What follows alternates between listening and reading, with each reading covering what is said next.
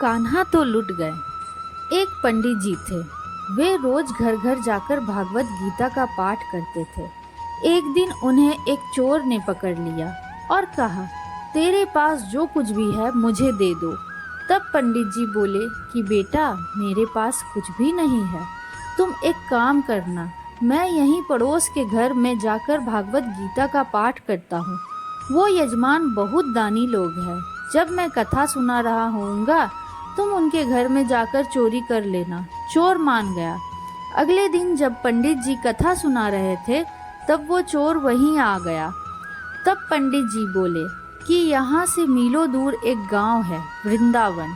वहाँ एक लड़का आता है जिसका नाम कान्हा है।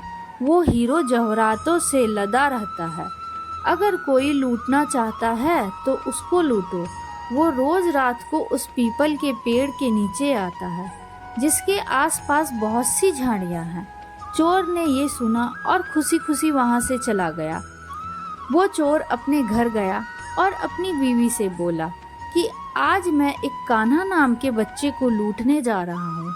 मुझे रास्ते में खाने के लिए कुछ बांध कर दे दो। पत्नी ने कुछ सत्तू उसको दे दिया और कहा, बस यही है जो कुछ भी है। चोर वहां से ये संकल्प लेकर चला कि अब तो मैं उस कान्हा को लूट के ही आऊंगा। वो पैदल टूटे चप्पल में ही वहां से चल पड़ा। रास्ते में कान्हा का नाम लेते हुए वो अगले दिन शाम को वहां पहुंचा, जो जगह उसे पंडित जी ने बताई थी। अब वहां पहुंचकर उसने सोचा कि अगर मैं यहीं सामने खड़ा हो गया तो बच्चे मुझे देखकर भाग जाएगा, तो मेरा यहाँ आना बेकार हो जाएगा। इसलिए उसने सोचा, क्यों ना पास वाली झाड़ियों में ही छुप जाऊं। वो जैसे ही झाड़ियों में घुसा, झाड़ियों के कांटे उसे चुभने लगे। उस समय उसके मुंह से एक ही आवाज आई, कान्हा कान्हा। उसका शरीर लहूलुहान हो गया, पर मुंह से सिर्फ यही निकला, कान्हा आ जाओ, कान्हा आ जाओ। अपने भक्त की ऐसी दशा देख के कान्हा जी चल पड़े। तभी रुक्मणी जी बोली कि प्रभु कहाँ जा रहे हो, वो आपको लूट लेगा। प्रभु बोले कि कोई बात नहीं, अपने ऐसे भक्तों के लिए तो मैं लुट जाने को तो क्या, मिट जाना भी पसंद करूंगा।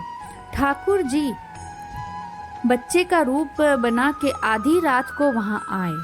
वो जैसे ही पेड़ के पास पहुंचे, चोर एकदम से बाहर आ गया और उन्हें पकड़कर बोला, ओ कान्हा, तूने मुझे बहुत दुखी किया है। अब ये चाकू देख रहा है ना, अब चुपचाप अपने सारे गहने मुझे दे दे। कान्हा जी ने हंसते हुए उसे सब कुछ दे दिया। चोर हंसी खुशी अगले दिन अपने गांव में वापस पहुंचा। सबसे पहले उसी जगह गया जहां पंडित जी कथा सुना रहे थे। जितने भी गहने और वो चोरी करके लाया था, उनका आधा उसने पंडित जी के चरणों में रख दिया। अब पंडित जी ने पूछा, ये क्या है?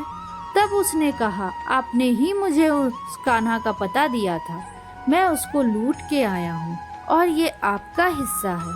पंडित जी ने सुना तो यकीन ही नहीं हुआ। वे बोले कि मैं इतने सालों से पंडिताई कर रहा हूँ, वो मुझे आज तक नहीं मिला। तुझ जैसे पापी को कान्हा कहाँ से मिल सकता है? चोर के बार बार कहने पर पंडित जी बोले कि चल, मैं भी चलता हूँ तेरे साथ वहाँ पर, मुझे भी दिखा कि कान्हा कैसा दिखता है। और वो दोनों चल दिए। दोनों ने पंडित जी को कहा, चोर ने पंडित जी को कहा कि आओ मेरे साथ, यहाँ पे छुप जाओ। दोनों का शरीर लहूलुहान हो गया और मुंह से बस एक ही आवाज निकली, कान्हा कान्हा आ जाओ। ठीक मध्य रात्रि कान्हा जी बच्चे के रूप में फिर वहीं आए। दोनों झाड़ियों से निकले। पंडित जी की आंखों में आंसू थे। वे फूट फूट के रोने लग गए। चोर के चरणों में गिर गए और बोले कि हम जिसे आज तक देखने के लिए तरसते रहे, जो आज तक लोगों को लूटता आया है, तुमने उसे ही लूट लिया। तुम धन्य हो। आज तुम्हारी वजह से मुझे कान्हा के दर्शन हुए हैं। तुम धन्य हो। सीख, ऐसा है हमारे कान्हा का प्यार अपने सच्चे भक्तों के लिए। जो उसे सच्चे दिल से पुकारते हैं तो वो भागे भागे चले आते हैं। प्रेम से कहिए, श्री राधे। मेरो तो गिरधर गोपाल दूसरो न कोई। राधे राधे।